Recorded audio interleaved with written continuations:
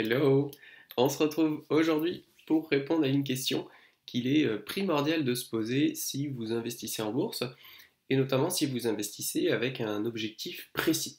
Puisque si vous investissez seulement avec l'objectif de avoir plus d'argent, dans ce cas-là, c'est peut-être pas si important, mais si votre objectif est vraiment de faire un plan cadré, notamment dans le cadre de l'obtention d'une certaine indépendance financière et donc d'une somme d'argent importante, alors il est important de savoir combien sera votre rendement. Bien évidemment, il n'est pas possible de répondre à cette question. Néanmoins, on a des indicateurs. Et paradoxalement, l'indicateur qu'on utilise, c'est le premier indicateur qu'on vous demande de ne pas utiliser lorsqu'on est sur les marchés financiers, puisque au fond, ce sont l'unique indicateur viable qu'on a à notre disposition, à savoir les performances passées.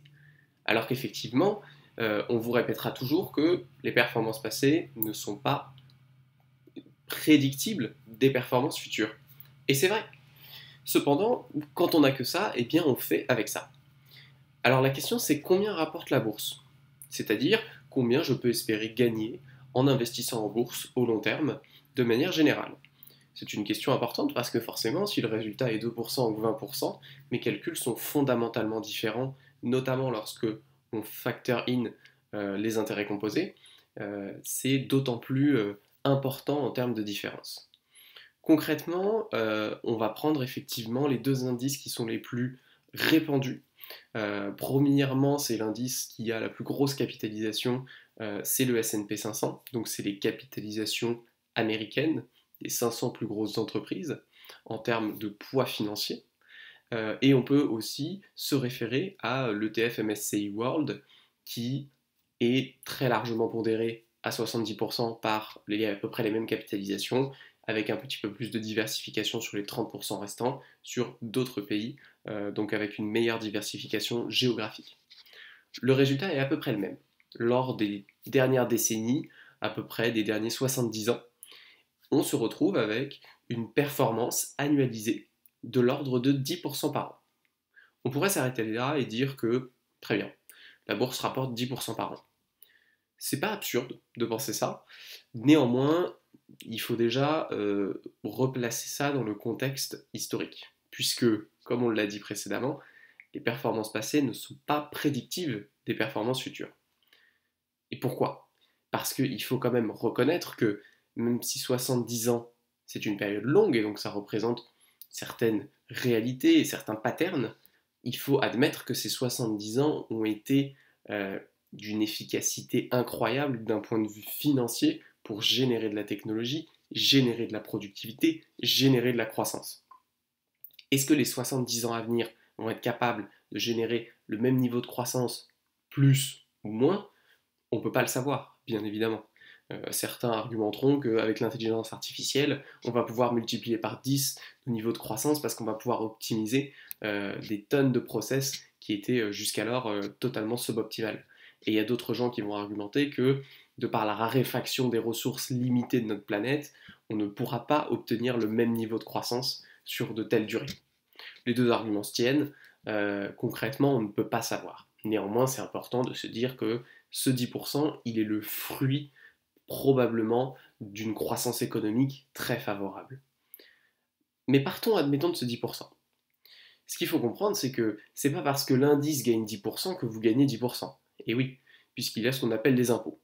On va se mettre dans le cadre des impôts français. Il y a deux solutions. Soit vous êtes soumis à la flat tax, notamment si vous êtes sur un compte titre ordinaire, ou si vous ne bénéficiez pas d'avantages fiscaux particuliers. Dans ce cas-là, c'est à peu près 30%. 10%, 30%, ça veut dire quoi? Ça veut dire que votre rendement net, il est de 7%, ce qui est totalement différent de 10, et il faut le mettre dans les calculs. Moi, ce que je préfère, c'est prendre une estimation plutôt de 20%. Pourquoi 20%? C'est pas vrai, hein, mais je prends en fait en compte uniquement les prélèvements sociaux, qui sont aujourd'hui de 17%, puisque les prélèvements sociaux, c'est ce que vous allez payer notamment si vous profitez de l'enveloppe fiscale du PEA, donc du plan épargne en action, qui vous permet d'être exonéré des 12,8% d'impôt sur le revenu, qui sont inclus dans la flat tax. Donc concrètement, si on enlève 20%, on se retrouve avec 8% de rendement net. Moi, c'est ce que je prends dans mes calculs. Pour moi, il y a trois rendements. Il y a un rendement optimiste, si l'économie continue d'être efficace, continue de créer de la croissance, de l'innovation, de la productivité, on peut espérer un 8% par an. Ce que j'utilise comme un taux standard, un taux raisonnable, que pour beaucoup il serait un taux défensif, mais je pense que c'est raisonnable de prendre des taux plutôt défensifs et plutôt bas lorsqu'on fait ces estimations, c'est du 6%. Et le taux, pour le coup, pessimiste, qui viendrait vraiment être le résultat d'une économie qui a vraiment du mal à créer de la richesse, en tout cas à la vitesse à laquelle elle a créé de la richesse lors des 70 dernières années, ça serait plutôt un taux autour de 4%. 4% qui est d'ailleurs le taux qui est suggéré pour pouvoir retirer 4% de son portefeuille chaque année sans attaquer le capital, même dans les pires situations économiques. Donc on le retrouve finalement ici. Ce qu'il faut comprendre avec ces calculs, c'est que ça peut vous permettre de faire différents scénarios. Ça peut vous permettre de faire un scénario standard à 6%, un scénario optimiste à 8%, un scénario pessimiste à 4% et voir ce que ça donne. Voir ce que ça donne en termes d'années nécessaires pour travailler, pour obtenir un certain niveau de vie, voir ce que ça donne en termes justement de niveau de vie obtenu avec une quantité de travail donnée en termes de nombre d'années, etc. Ça vous permet de jouer avec les chiffres et de comprendre aussi la variabilité qui est inhérente à votre projet. C'est-à-dire que vous avez beau faire tous les calculs que vous voulez, vous avez beau avoir un plan qui est vraiment béton, il y a une dispersion des possibilités qui est extrêmement grande. Et oui, votre plan, malgré qu'il soit extrêmement bien réglé au millimètre, eh bien, selon que l'économie va bien ou va mal, eh bien, il pourra être extrêmement rentable pour vous et vous apporter beaucoup de richesse, ou il pourra être beaucoup moins efficace. Ça, c'est une réalité, et c'est la raison pour laquelle la bourse rapporte autant, c'est cette incertitude inhérente à l'investissement en bourse.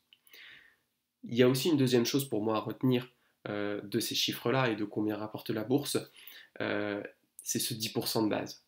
Pour moi, tout investissement confondu qui promet un rendement long terme supérieur à 10% est solution 1, une arnaque, solution 2, cache des risques et des coûts extrêmement importants.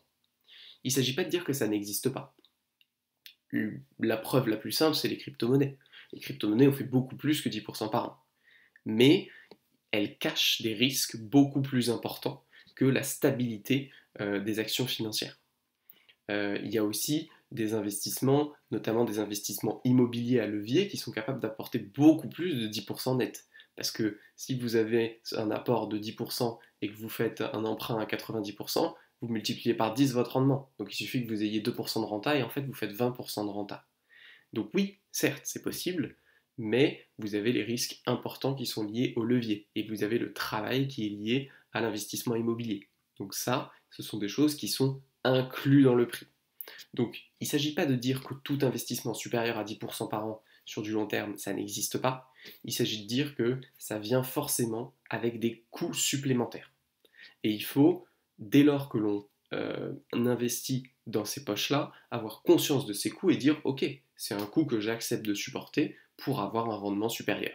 C'est totalement possible, mais il faut en avoir conscience. Il ne faut pas se dire qu'on peut simplement battre la bourse, avoir 20% par an en faisant rien, comme quelqu'un qui investit dans des indices à peu près zéro travail à fournir et a quand même une stabilité, en tout cas sur les 100 dernières années, qui est assez robuste. Donc ça, c'est vraiment les choses, je pense, qu'on peut retenir et les chiffres simples mais importants qui nous permettent de garder les pieds sur terre en termes de rendement et qui nous permettent de garder conscience de l'étendue des fins possibles avec un plan qui, même s'il est bien design, peut donner autant des résultats excellentissimes que des résultats assez médiocres. Et malheureusement, ça fait partie du jeu. N'hésitez pas à vous abonner si vous voulez voir les prochaines vidéos, à me dire en commentaire si vous souhaitez que je traite d'un sujet en particulier, et je vous dis ciao!